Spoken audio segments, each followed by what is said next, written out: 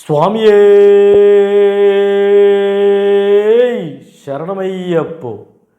என்னடா இப்படி வந்தாலே ரிசல்ட் வந்துச்சுன்னு தான் அர்த்தம். ஏன்னா எல்லா வருஷமும் இப்படி தான் ப்ரே பண்ணுவேன். என் +2 பசங்களுக்காக சுவாமி எல்லாமே பார்த்திங்கன்னா அவங்களுக்கு பாசிட்டிவாக இருக்கணும்.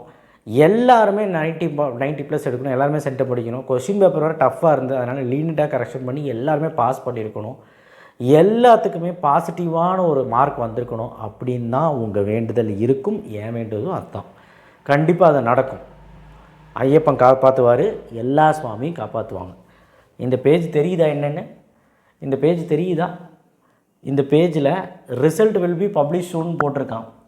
ஸோ tnresults.nic.in போனாலும் பார்க்கலாம், அண்ட் tndge.gov.in போய் பார்த்தாலும் பார்க்கலாம். அண்ட் மோரோவர் உங்கள் ஃபோனுக்கே ரிசல்ட் வரும். அண்ட் மோரோவர் பார்த்திங்கன்னா உங்களுடைய date of birth register number அடித்து ரிசல்ட் பார்த்தாலே பார்த்துடலாம். +2 பசங்க ஆக்சுவலாக 10th நீங்கள் பார்த்துருப்பீங்க அந்த மாதிரி. அப்போ date of birth register number அடிச்சிங்கன்னா உங்கள் ரிசல்ட்டை பார்த்துடலாம். ஓகேவா? ஸோ நிறைய டவுட் அப்ளிகேஷனில் கேட்டுட்ருக்கீங்க. அந்த அப்ளிகேஷனோட டீட்டெயில் டவுட்ஸ் பார்த்திங்கன்னா அடுத்த வீடியோவில் நான் சால்வ் பண்ண போகிறேன். அதை நம்ம டவுட்ஸ் கிளியர் பண்ணிக்கலாம். அண்ட் இப்போது என்ன பிரச்சனை அப்படின்னா 12th ரிசல்ட் வரப்போகுது. சார் நாளைக்கே வரப்போகுது இல்லை, எப்போவுமே முன்னாள் நாள் நைட்டு தான் வீடியோ போடுவேன். இப்போ அட்வான்ஸாக வீடியோ போடுறேன். ஏன்னா இந்த வரை கொஸ்டின் பேப்பர் ரொம்ப டஃப்பாக வந்தது இல்லை, அதனால் உங்களுக்கு சாதகமாக இருக்கட்டும், அந்த ஆண்டவங்கிட்ட ப்ரே பண்ணிக்கலாம்னு சொல்லி வீடியோ போட்டேன். என்னென்னா 8ஆம் தேதி எக்ஸாம் ரிசல்ட்டு. இப்போது 5ஆம் தேதி 2 நாள் தான் இருக்குது. நல்லா ப்ரே பண்ணிக்கங்க. கண்டிப்பாக யாரும் பேனிக்காக வேண்டாம். இப்போது ரிசல்ட்டு வர்றதுக்கு முன்னாடி இந்த வீடியோ போடுறது பழக்கம் இருக்குங்க. பேரண்ட்ஸுக்கு தான் முழுக்க இந்த வீடியோவே. ஸ்டூடெண்ட்ஸோட தயவு செய்து பேரண்ட்ஸ்கிட்ட போய் காட்டுங்க, சரிங்களா? இப்போது என்ன மேட்டர்னா, ரிசல்ட்டு எல்லாத்துக்கும் வரும். மார்க் அதிகமாகவும் ஒரு சில குழந்தைங்க எடுக்கும், மார்க் கம்மியாகவும் ஒரு சில குழந்தைங்க எடுக்கும். ஒரு சில குழந்தைங்க பார்த்திங்கன்னா மார்க் நினச்சதோட அதிகமாக எடுக்கும், ஒரு சில குழந்தைங்க நினச்சிருக்கும் ஆனால் மார்க் கம்மியாக வரும். எது இருந்தாலும் பாசிட்டிவாக இருங்க. சார் நீங்கள் சொல்லிட்டு போயிட்டீங்க எங்கள் மார்க் சார், நாங்கள் எப்படி சார் பாசிட்டிவாக இருக்கிறது? நான் என்ன சொல்கிறேன்னா, இது மாற்ற முடியாது. மார்க் வந்தது மாற்ற முடியுமா? முடியாது. வேணால் ரீவேல்யூஷன் போட்டு பார்க்கலாம். பட் மார்க் வந்தது மாற்ற முடியாதுங்கிறதுனால தயவு செய்து அதை அக்செப்ட் பண்ணிக்கிட்டு ஒழுக்கமாக இருங்க. பேரண்ட்ஸ் கிட்ட சொல்கிறது என்னென்னா, அவன் என்ன மார்க் எடுத்தாலும் ஏற்றுக்கோங்க. கம்மி மார்க் எடுத்தாலும் ஏற்றுக்கோங்க, நல்ல மார்க் எடுத்தாலும் அப்ரிஷியேட் பண்ணுங்கள். கம்பேரிசன் பண்ணாதீங்க அவனை. ஏன்னா இந்த காலத்து பசங்களாம் சரியில்லை மீன்ஸ் அவங்க மனசு சரியில்லை. அவங்களுடைய வலிமை ரொம்ப ரொம்ப ரொம்ப ரொம்ப மனசோட வலிமை பார்த்திங்கன்னா வலிமை குறைந்ததாக இருக்குது. ஏன்னா ஏற்றுக்க முடியல, அவங்களால ஏற்றுக்க முடியாது, அதை அக்செப்ட் பண்ணிக்க மாட்டாங்க. அப்போது பின்விளைவுகள் ரொம்ப மோசமாக இருக்கும். ரொம்ப ரொம்ப முக்கியமான விஷயம், பேரண்ட்ஸ் உட்கார்ந்து பேசணும் அவங்ககிட்ட. மார்க் கம்மியாக பரவாயில்ல, அதுக்கு தகுந்த மாதிரி என்ன கல்லூரி கிடைக்குமோ அந்த கல்லூரியில் போய் சேருவோம், இல்லை டொனேஷன் கட்டி சேருவோம். அந்த அடுத்து என்னன்னு பாருங்கள். தவிர மார்க் கம்மியாச்சும் லபோன்னு அடித்து பிரயோஜனம் இல்லை. சொந்தக்காரங்க ஃபோன் பண்ணி கேட்டாங்கன்னா பேசாமல் போய் சொல்லிவிடுங்க. 500 மார்க் எடுத்திருக்கான் என் பையன், 550 எடுத்திருக்கான் அப்படின்னு சொல்லிடுங்க. எதுக்கு சொந்தக்காரங்களாம் கேட்பாங்கன்னு எதுக்கு பயப்படுறீங்க? நான் என்ன சொல்கிறேன், சொந்தக்காரங்களுக்கு நீங்கள் வாழ்கிறீங்க. நாம் உழைக்கிறோம், நம்ம சாப்பிட்றோம், நம்மளோட காசு சொந்தக்காரனை சம்பாதிச்சு போடுறான். ஸோ தயவு செய்து புரிஞ்சுக்கோங்க. சொந்தக்காரங்க அவங்க சொல்லுவாங்க, இவங்க சொல்லுவாங்க, அவங்க கேட்பாங்க சொல்லி நம்ம குழந்தைய போட்டு திணிச்சு, நம்ம குழந்தைய போட்டு டென்ஷன் பண்ணிடாதீங்க. ஏற்கனவே 1008 டென்ஷன் நம்ம +2 எக்ஸாம் எழுதிட்டு வந்திருப்பான். இப்போ வேறு கொஸ்டின் பேப்பர் வேறு கஷ்டம். தயவு செய்து கம்பேரிசன் அவனை பண்ணாதீங்க, அடிக்காதீங்க. உட்காந்து ஃப்ரெண்ட்லியாக பேசுங்க. அடிக்கிறது நல்ல ஒரு ஸ்ட்ராட்டஜி கிடையாது. அவனோட நான் சொன்ன மாதிரி மன வலிமை ரொம்ப ரொம்ப கம்மியாக இருக்கும். ஸோ கண்டிப்பாக இன்ஃபீரியாரிட்டி காம்ப்ளெக்ஸ் அவங்களுக்கு நிறையா இருக்கும். அண்ட் ஆல்சோ பார்த்திங்கன்னா அண்ட் ரொம்ப பயமும் ஜாஸ்தியாக இருக்கும். அண்ட் எதுலேயுமே அவங்க கான்சன்ட்ரேட் பண்ண மாட்டாங்க. அண்ட் மோரோவர் பார்த்திங்கன்னா தப்பான முடிவுகள் கூட எடுக்கிறதுக்கு வாய்ப்பு இருக்குது. தயவு செய்து பேரண்ட்ஸ் கிட்ட நான் சொல்கிறது ஒரே ஒரு விஷயந்தான், அவங்க கூட உட்காந்து பேசுங்க. ஃபெயில் ஆனாலும் பிரச்சனை இல்லை. இப்போ நீங்கள் ஃபெயிலே ஆகியிருந்தாலும் பிரச்சனை கிடையாது. அது ஜூன் ஜூலையில் எழுதிக்கலாம், அட்டம்ப்டில் எழுதிட்டு காலேஜ் சேர்ந்துக்கலாம் அப்படின்னு சொல்லுங்கள். ஃபெயிலானால் என்ன, அதுதான் வாழ்க்கையா? 12th தான் வாழ்க்கையா? சொல்லுங்க பார்க்கலாம். 12th ஒரு என்ட்ரி பாயிண்ட்டு. அது படித்தா நம்ம உள்ளே போயிடலாம், நல்ல ஒரு கல்லூரியில் போய் சேரலாம். சப்போஸ் நம்ம படித்ததுக்கு மார்க் வரல அப்படிங்கிறதுப்போ நம்ம அக்செப்ட் பண்ணி தான் ஆகணும். நம்ம படித்தது எவ்வளவோ அவ்வளோதான் மார்க் வரப்போகுது. நம்ம அதுக்கு தகுந்த மாதிரி அக்செப்ட் பண்ணிவிட்டு போயிட்டே இருக்கலாம். நீங்கள் பயப்படணும்னு அவசியம் கிடையாது. புரியுதுங்களா? நான் என்ன சொல்கிறேன்னா, ஐயோ ஃப்ரெண்டுக்கு தெரிஞ்ச கேவலமாக ஸ்கூலுக்கு அந்த ஒரு நாள் ஸ்கூலுக்கே போகாத. அண்ட் ரிசல்ட் வந்ததுக்கப்புறம் என்ன பண்ணணும்னா, நீங்கள் தேவையில்லாத விஷயங்கள் நீங்கள் பண்ணாதீங்க. என்ன பண்ணக்கூடாதுன்னா, பேனிக் ஆகாதீங்க. ஃபஸ்ட்டு நீங்கள் உங்கள் அம்மா அப்பாட்ட போய் சொல்லிவிட்டு, அவங்க அம்மாவுக்கே தெரிஞ்சிடும் அவங்க பேரண்ட்ஸ் பண்ண வேண்டியது என்னென்னா, நீங்கள் வந்து உட்காந்து பேசுங்க, அவனுக்கு எதை சமைச்சு கொடுத்து சாப்பிட சொல்லுங்கள், நார்மலாக இருங்க, கம்பேரிசன் பண்ண வேண்டாம், திட்ட வேணாம். ஓகேடா தங்கம், அடுத்தது பார்த்துக்கலாம், காலேஜ் போய் நல்லா படி, நல்ல மார்க் எடுத்தால் அப்ரிஷியேட் பண்ணுங்கள், கம்பேரிசன் பண்ண வேண்டாம், எதுவுமே கம்பேரிசன் பண்ண வேண்டாம். இது நான் அடித்து சொல்லுவேன். ஒவ்வொரு பேரண்ட்ஸோட மனநிலையும் ஒரு மார்க் இருக்காது. நான் கஷ்டப்பட்டு படிக்க வச்சேன், நீ மார்க் எடுக்கலை, தண்டச்சோறுன்னு சொல்லி அவனை ஏதாவது சொன்னீங்கன்னா சத்தியமாக சொல்கிறேன், அவனோட வீக்னஸ் கண்டிப்பாக வெளிவந்துடும். அவன் அந்தளவுக்கு தாங்க மாட்டான். இன்றைக்கி இருக்க குழந்தைங்க அப்படி தான் இருக்காங்க.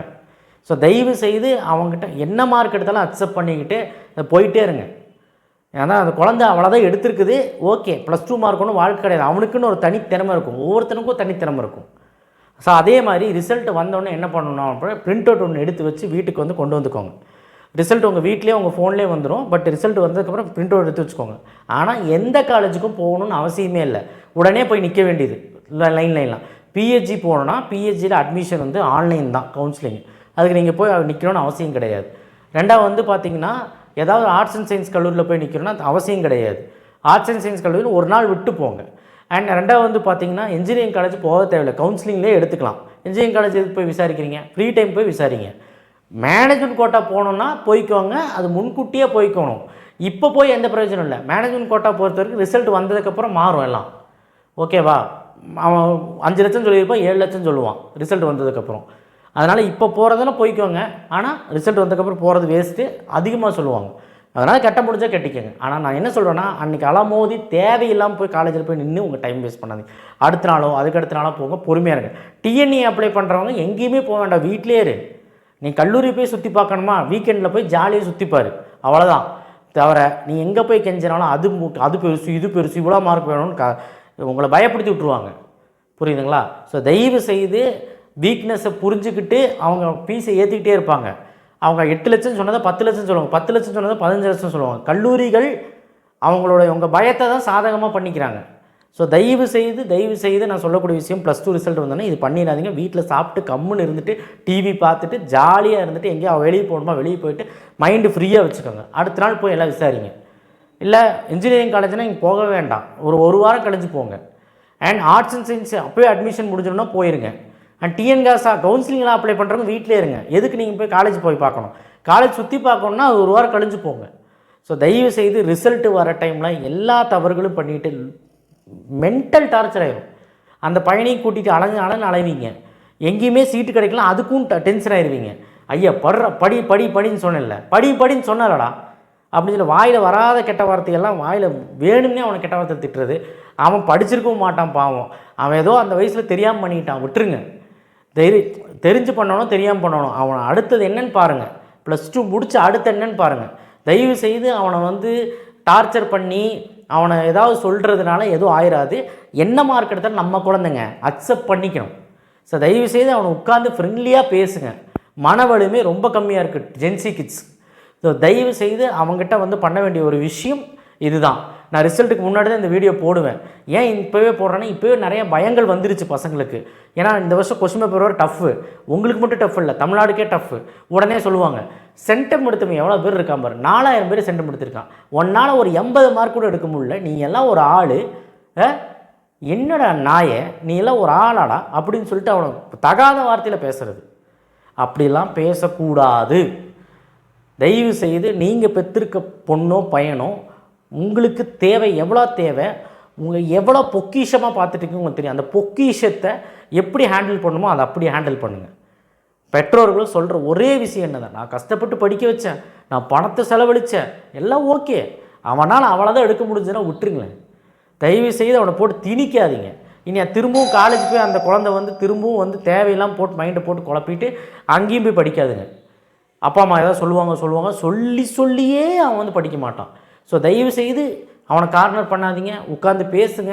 ஃப்ரெண்ட்ஸ் வந்து கேட்டாலும் சும்மா அடிச்சு விடு மார்க்கை, 400 500 சொல்லு, எதுக்கு கேவலப்பட்டு, இல்லை உண்மையை சொல்லிட்டு போ, உண்மையை சொல்லிட்டு போ. சொந்தக்காரங்க கிடக்குறாங்க, நீங்கள் அவங்களா வந்து சோறு போடுறாங்க, அதான் நான் சொல்கிறேன்ல, சொந்தக்காரங்களுக்காக நீங்கள் பயந்துக்காதீங்க. ஸோ தயவு செய்து மார்க் கம்மியான இந்த பிரச்சனை, மார்க் அதிகமாக இருந்தால் அவனுக்கு என்ன தேவையோ அது பண்ணி கொடுங்க. நல்ல ஒரு பேரண்ட்ஸாக அவனுக்கு பண்ணி கொடுங்க. நான் ஏதாவது தப்பாக பேசி தான் மன்னிச்சிருங்க, ஏன்னா இதெல்லாம் நடக்குது எல்லா வீட்லேயும். தயவு செய்து ரிசல்ட் வந்தோடனே கொடுக்கணும்னு போய் எல்லாம் நிற்காதீங்க. அது சாதகமாக அமைச்சுக்குவாங்க கல்லூரிகள். போய் அட்மிஷன் போட்டுறாதீங்க. உங்களுக்காக தான் கவுன்சிலிங் காத்துக்கிட்டு இருக்குது. போய் அட்மிஷன் போகணுன்னு அவசியமே கிடையாது. கவுன்சிலிங்லேயே வெயிட் பண்ணுங்கள். கவுன்சிலிங்க்கு வந்து அப்ளிகேஷன் அப்புறம் போட்டுக்கலாம், ஒரு 2 வாரம் கழிஞ்சு கூட போட்டுக்கலாம், ஒன்றும் அவசரம் கிடையாது. இப்போவே ரிசல்ட் வந்தோன்னே போடணும் அப்படிலாம். ஃபஸ்ட் கிராஜுவேஷன் இருக்கிறவங்க மட்டும் சீக்கிரமாக போய் டிசியும் ப்ரொஃபஷனல் மார்க் ஷீட் வாங்கிடுங்க. அடுத்த நாளே டிசியும் ப்ரொஃபஷனல் மார்க் ஷீட்டும் தருவாங்க. அதுக்கு அடுத்த நாள் தருவாங்க டிசியும் டூப்ளிகேட் மார்க் ஷீட் தருவாங்க.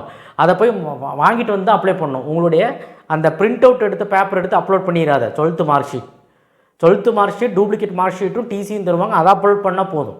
10th மார்க் ஷீட்டும் ஸ்கூலில் சில டைம் கொடுத்து வச்சுருப்போம், உங்கள்கிட்ட இருக்கும்.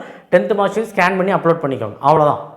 ஓகேவா? பொறுமையாக எல்லாம் பண்ணுங்கள். ஒரு வாரம் டைம் ஆனாலும் பரவாயில்ல. இப்போவே நீங்கள் ரெஜிஸ்டர் பண்ணணும்னு எந்த அவசியம் கிடையாது. ரெஜிஸ்டர் பண்ணி வச்சுக்கிறேன், அதுக்கப்புறம் நான் பண்ணிக்கிறேன், அப்படிலாம் கிடையாது. நீ எப்போ பண்ணுறியோ அப்போ ரெஜிஸ்டர் பண்ணி அப்போ அப்ளிகேஷன் ஃபில் பண்ணு. உங்கள் கையில் எல்லாம் வந்ததுக்கப்புறம் பண்ணி 20ஆம் தேதிக்கு மேலே பண்ணால் கூட ஓகே. ஸோ அதனால் பொறுமையாக இரு. நீ அதுலேயே அவசரப்படுறீங்க. ஸோ தயவு செய்து எதுலேயுமே பேனிக் ஆகாதீங்க. பெற்றவங்க கடமை என்ன அப்படின்னா, அவன் மார்க் வருதா அதுக்கு தகுந்த மாதிரி அவன் அக்செப்ட் பண்ணிக்கிட்டு, நம்ம பையன் இவ்வளோ தான் எடுத்தான்னு சொல்லி அக்செப்ட் பண்ணிவிட்டு, அவனுக்கு ஒரு ஆறுதல் சொல்லிவிட்டு, நல்லா சாப்பிட வச்சுட்டு, நல்லா தூங்க வச்சுட்டு, அவனை ஆறுதல் சொல்லுங்கள். அன்றைக்கி ஒரு 2 நாள் அவன் பக்கமே இருங்க. ஏன்னா இன்றைக்கெல்லாம் அப்படி தான் நடந்துகிட்ருக்குது. ஸோ மார்க் வரலை அப்படின்னா இப்படி, மார்க் வந்ததுன்னா அதையும் கம்பேர் பண்ணுறது, இவ்வளோ தான் எடுக்க முடிஞ்சுது அவனால். புரியுது, பெற்றவங்க கஷ்டப்பட்டு படிக்க புரியுது. அவனுக்கு ஓரளவுக்கு சொன்னால் பரவாயில்ல. அவனை சும்மா சொல்லி காட்டக்கூடாது. அவன் மேலேயும் தப்புகள் இருக்குது. விளையாடுறான தான் படிக்கலை, மார்க் அதனால தான் கம்மியாக எடுத்தானே, அதனால தான் புரியுது. பட் இருந்தாலும் வந்து பார்த்திங்கன்னா ஒரு சில விஷயங்கள் அவங்க மெச்சூரிட்டி இல்லைங்கிறது புரிஞ்சுக்கோங்க. 17 வயசு பையனுக்கு அவ்வளோதான் மெச்சூரிட்டி இருக்கும். அதனால் நம்ம மெச்சூரிட்டியாக தானே இருக்கோம் பேரண்ட்ஸ். ஸோ அதனால் தயவு செய்து அவங்களுக்கு வந்து ஆறுதலாக இருங்க. That's it. ரிசல்ட் வர அன்னைக்கு நம்ம சந்திப்போம். நம்ம நிறைய விஷயங்கள் பேசுவோம். முன்னாள் நைட்டு வந்து ஆறுதல் வீடியோ போடுறேன். அண்ட் ரிசல்ட் வர அன்னைக்கு நானும் வந்து உங்கள்கிட்ட பேசுகிறேன், எவ்வளோ பேர் வந்து எவ்வளோ விஷயங்கள் பண்ணியிருக்காங்கன்னு. அண்டு எல்லாருமே பாசிட்டிவாக இருப்பீங்கன்னு நினைக்கிறேன், நம்ம சேனல் பார்த்து படித்தவங்க. அண்ட் சப்ஸ்கிரைப் பண்ணுங்கள், லைக் பண்ணுங்கள், நம்ம சேனலை எப்போவுமே ஆதரிங்க. கரியர் கைடன்ஸ் வீடியோ வரும். அண்ட் போக காலேஜ் வீடியோவும் போடலான்ட்டு இருக்கேன். அதனால் நம்ம சேனலை அன்சப்ஸ்கிரைப் பண்ணிடாதீங்க, நம்ம கூடயே இருங்க. And thank you for parents. And யாராவது தப்பாக பேசியிருந்தேன், நான் தப்பாக பேசின்னு நினச்சிங்கன்னா மன்னிச்சிருங்க. நான் எதுவும் தப்பாக பேசியிருக்க மாட்டேன்னு நினைக்கிறேன். That's it. அந்த ஆண்டவனை நான் வேண்டிக்கிறேன், எல்லாருமே நல்ல மார்க் இருக்கும். நீங்களும் ப்ரே பண்ணுங்கள். That's it. தேங்க்யூ. நன்றி.